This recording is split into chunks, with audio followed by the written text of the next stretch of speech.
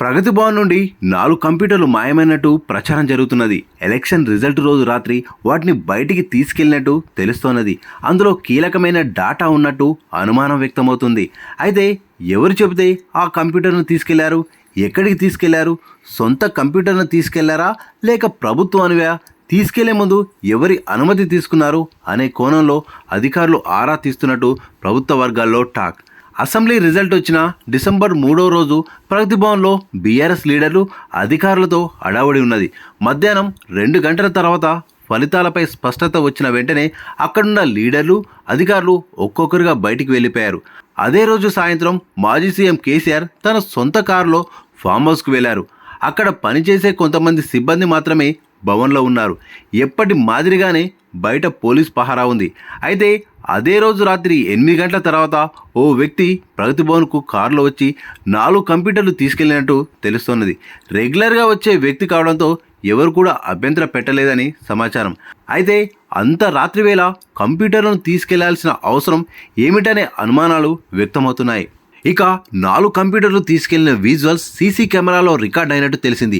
ఆ దృశ్యాలను క్షుణ్ణంగా పరిశీలించిన తర్వాత సదరు వ్యక్తికి నోటీసులు ఇచ్చే ఛాన్స్ ఉన్నట్టు ప్రచారం జరుగుతున్నది.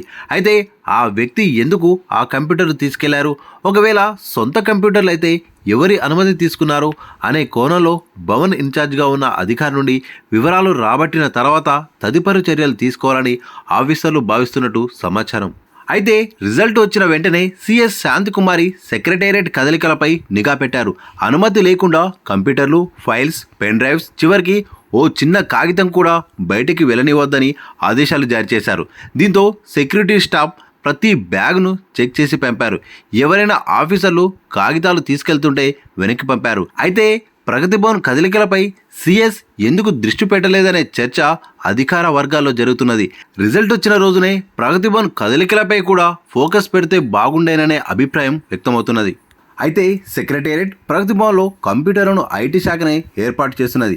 ఎక్కడ ఎన్ని కంప్యూటర్లు ఏర్పాటు చేశారు, ఏ కంపెనీకి చెందిన కంప్యూటర్లు ఉన్నాయి, ఎంత కాన్ఫిగరేషన్ ఉన్నది అనే వివరాలు ఐటీ శాఖ వద్ద ఉంటాయి.